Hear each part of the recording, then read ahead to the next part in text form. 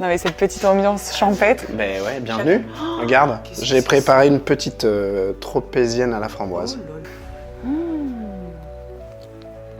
Elle vient d'être faite, hein. La crème est souple. Elle est trop bonne. Ouais, très légère. Mais c'est pas le sujet aujourd'hui. Coupé. Qu'est-ce que tu feras jamais? Quoi? Qu'est-ce que tu feras? Comment ça, qu'est-ce que je ferai jamais? Moi, par exemple, je ne ferai jamais de saut à l'élastique. Moi non plus. C'est pas un autre truc? Par contre, j'ai fait saut à parachute. Ah ouais? Ah ouais, rien à voir. Beaucoup plus kiffant. C'est palpable, même sans le faire, c'est palpable la espèce de...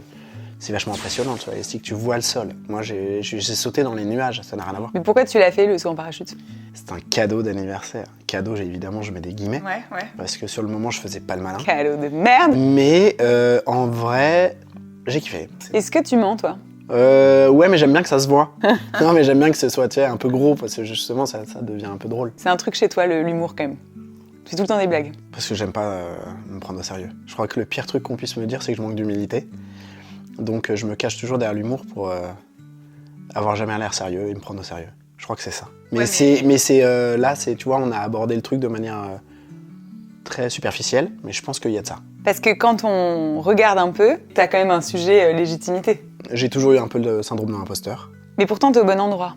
Je me pose pas cette question, en fait. Moi, j'essaie de vivre la vie comme elle vient.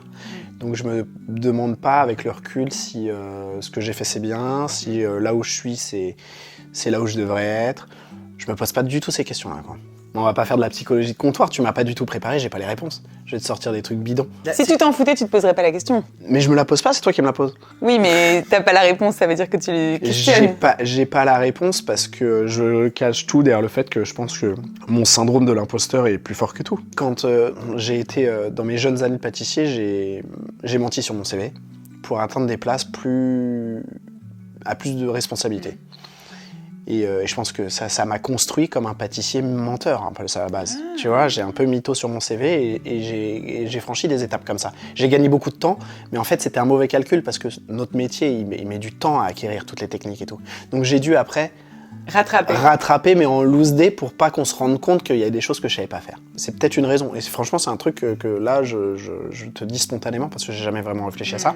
Mais c'est peut-être en me construisant de cette manière-là que je suis devenu un peu, j'ai toujours eu confiance en moi, paradoxalement, mais c'est aussi ce qui m'a poussé à être un peu mytho sur le CV, tu vois, en fait je suis un mytho, putain. 5 minutes d'interview, voilà. De quoi t'as peur? Alors depuis que je suis papa, j'ai évidemment peur de la santé de mes enfants. C'est ma plus grande peur, qu'il leur arrive un truc. Je les aime comme on peut pas aimer plus, je pense. La jauge, elle est au maximum. Tu t'y attendais pas à ça? Non, parce que en fait c'est un sentiment qu'on connaît pas. Non. Je sais pas, c'est quelque chose qui naît d'un coup. Et en plus, c'est pas du tout réciproque au départ. T'aimes un être qui, pendant un certain temps, n'a aucun sentiment pour toi, presque. Surtout en tant que papa. Alors là, t'es vraiment mais tu te sens déjà investi d'une mission. C'est un amour différent qui, je pense, en plus, ne s'estompe pas. Donc, ouais, ça, c'est ma plus grande peur, c'est au niveau de mes enfants, quoi. Quand est-ce que t'as pleuré pour la dernière fois? Bah, peut-être à la naissance des deux, je pense. À chaque fois? Me fous pas dans la merde. Non, mais c'est trop mignon, c'est trop bien. Non, c'était pas... Je pense que j'ai peut-être... Ouais. Non, je dis une bêtise. C'est le décès de mon père il y a moins longtemps. C'est moins drôle. Voilà, mon père, c'est quelqu'un, évidemment, que j'aimais très fort, et que j'aime encore, hein, bien sûr, mais voilà. Donc c'était un traumatisme. T'as dit « j'ai confiance en moi ». Mais comment tu fais pour avoir confiance en toi? Donc, c'est-à-dire confiance en tes actions, en ce que tu fais? Non, je suis confiant. Alors, vas-y, finis ta question parce que... Si tu considères que t'es pas complètement légitime. J'ai confiance en l'homme. Pourquoi? Je sais pas. Je me suis toujours sorti, d'ailleurs. Ouais. En fait, c'est la monnaie de ma pièce. Ouais. D'avoir cet excès de confiance m'a poussé à mentir sur mon CV, à aller accrocher des places qui étaient un peu prématurées.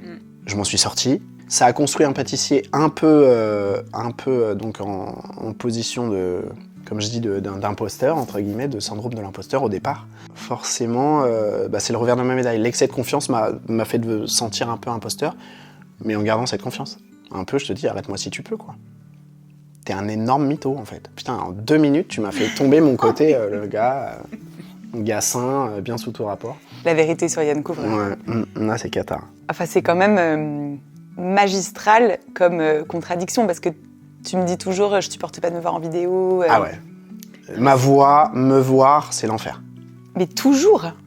Ouais. Ah ouais, toujours. Mais encore plus maintenant, puisque j'en fais de plus en plus. Travail, hein. Ouais, mais bon, au moins, je sais pas. Parce que ça ne t'empêche pas d'avancer. Bah non. Presque au contraire. Non, j'ai fait je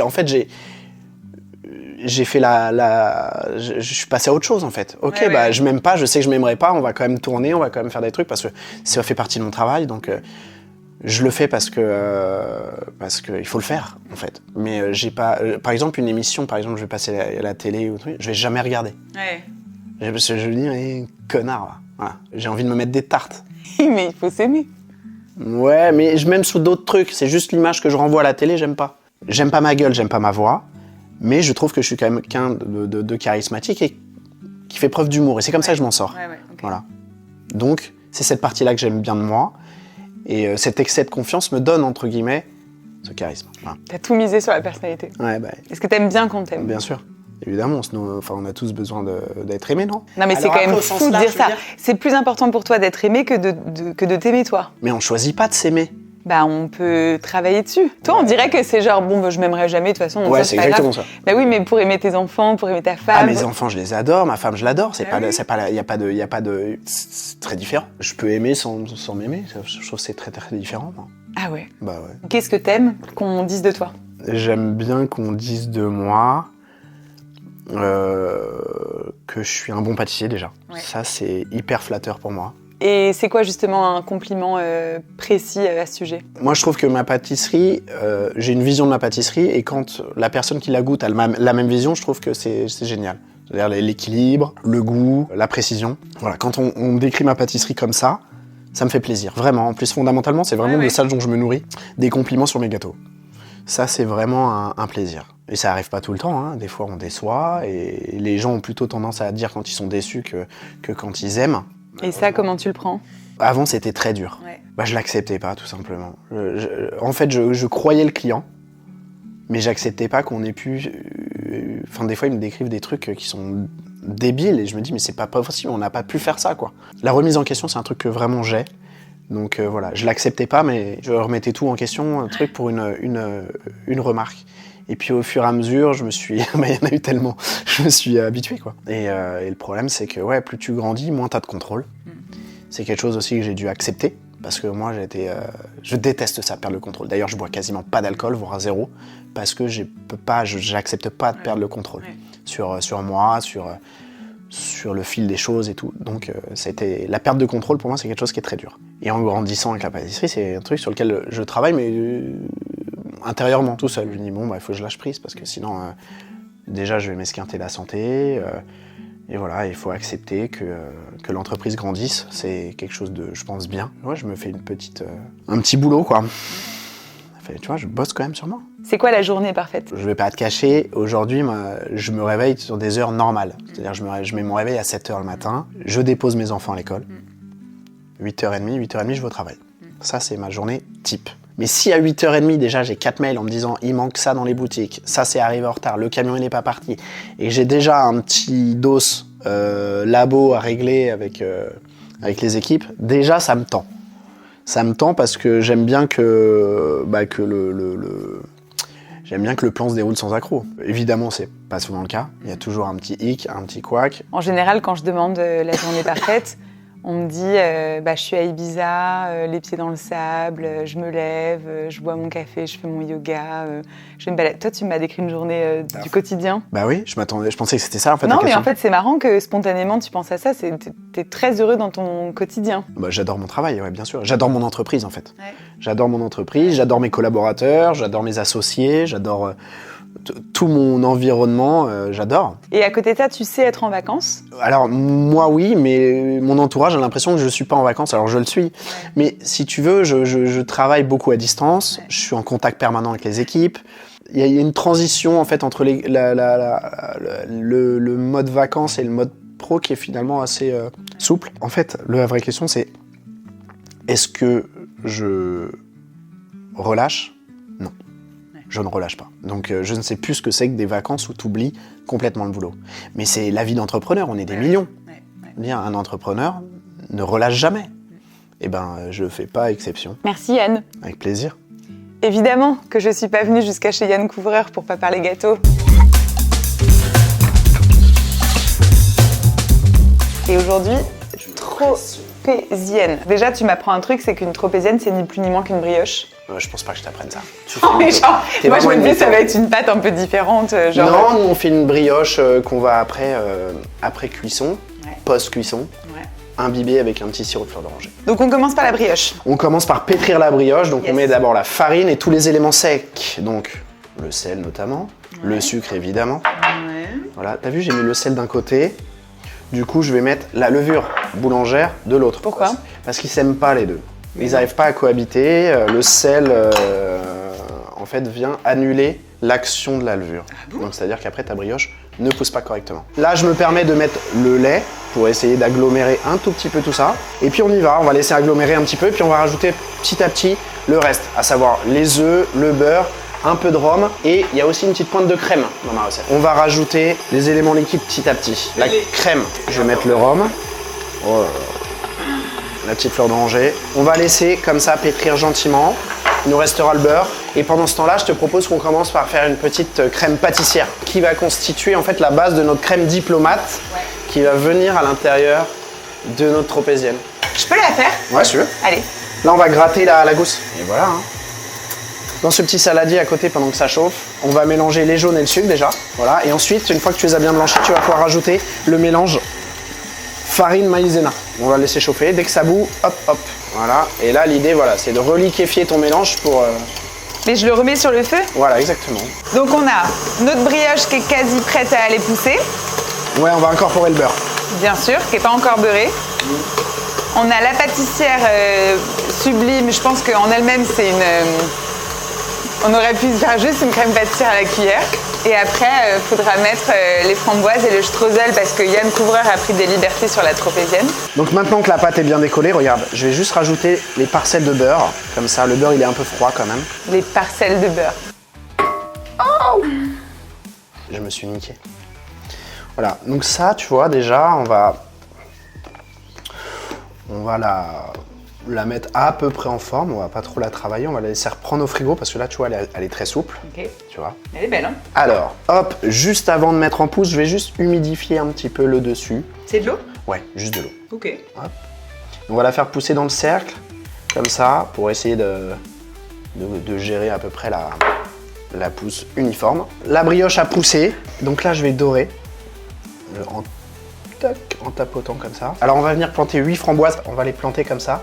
Et on va les cuire avec. On va mettre un petit peu de streusel. Voilà, ça c'est pour la texture. Et aussi un peu la déco parce que j'aime bien moi ces aspérités un peu, tu vois. Ensuite, je vais saupoudrer avec un marqueur important de la tropézienne, c'est les petits sucres en grains. Et voilà, ça part au four. Alors attention, le four, là je rigole pas, 145 degrés. 145, ah c'est pas beaucoup. Ça va garder le moelleux, ça va être sympa. Et là, j'ai mis le four avec... Bon, c'est un four vapeur. Mais si vous n'avez pas de vapeur, tu peux mettre juste un petit bol d'eau dans le fond. Hop. Et là, ça part pour 2 heures. Ok, donc là, on va alléger notre crème pâtissière grâce à la crème montée, non sucrée, parce que la crème pâtissière va se charger et du sucre et de la vanille. Donc, on va juste apporter la légèreté avec la crème foisonnée.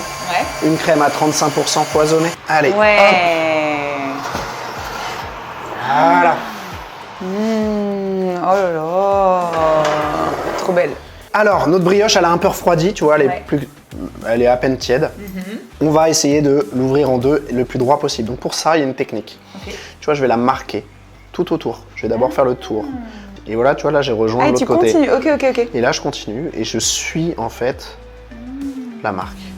Allez, sirop de fleur d'oranger. Donc je viens imbiber légèrement la mie de la brioche. Je répète qu'en fait la brioche est bien refroidie. Là maintenant, le moment tant attendu, la crème, la dépose de la crème. Ah ouais, nice.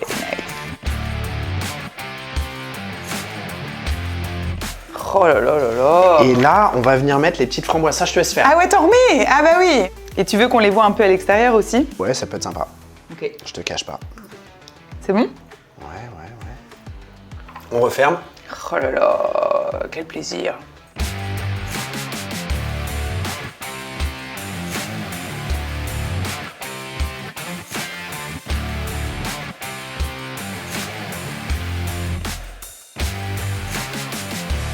On y va? Bah, je crois que t'es déjà parti, donc... Wow. Bon, je réalisais pas que c'était autant de boulot. Bah oui, comme Je la pense plupart que des gens d'ailleurs. Je l'ai vraiment mangé sans penser à tout ça la première fois. Et là, je vais la manger en pleine conscience. Ouais, vas-y. C'est quand même une très très très bonne idée, les framboises. Merci Yann, c'était un kiff. À très vite pour une nouvelle vidéo.